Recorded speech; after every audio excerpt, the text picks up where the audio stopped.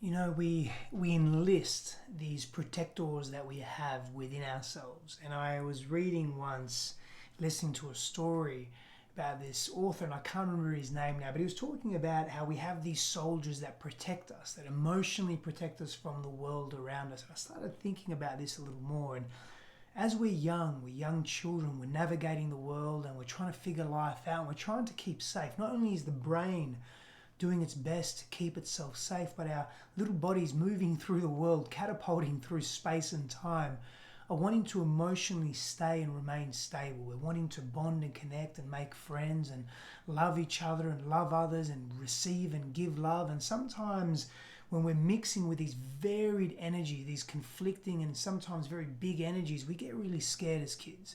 And so we start to enlist these soldiers, these coping strategies. And over the years, these soldiers become more and more dependable. They become stronger allies in our field, okay? And so when we're struggling, we pull on these soldiers because they're familiar. So they go up through the ranks. You know, they come in as a cadet, they come in as a private, and they move into, lieutenant, captain, major, sergeant, colonel, general, wherever they go, and they move up in ranks, and all of a sudden they take priority. We lean on them more and more and more. And so those coping strategies, those soldiers that we use, they become pretty elite in special forces as they go through the ranks. And they become officers, of course. They start delegating other soldiers to do very similar work. But as we grow up, we still keep using the same soldiers because they've been effective in the past. When we were young, they kept us alive, they kept us safe. So we keep leaning on them. They become familiar. But the issue is, as adults, using the same coping strategy or the same technique to deal with a pain or an issue, it almost can be redundant. And sometimes what we need to do is really retire those old soldiers. Give them a letter of, or give them a commendation, an honourable discharge.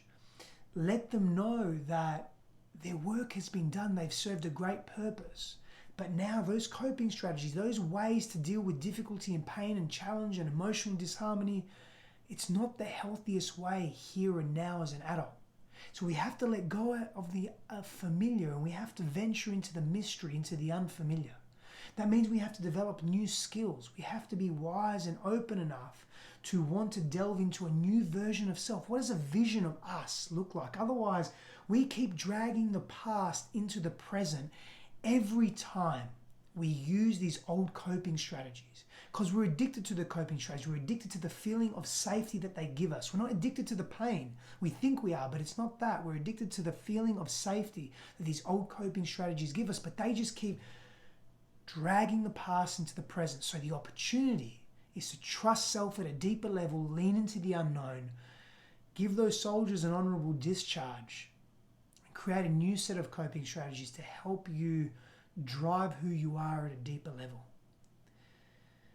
Power and blessings to you, people. I'll see you soon.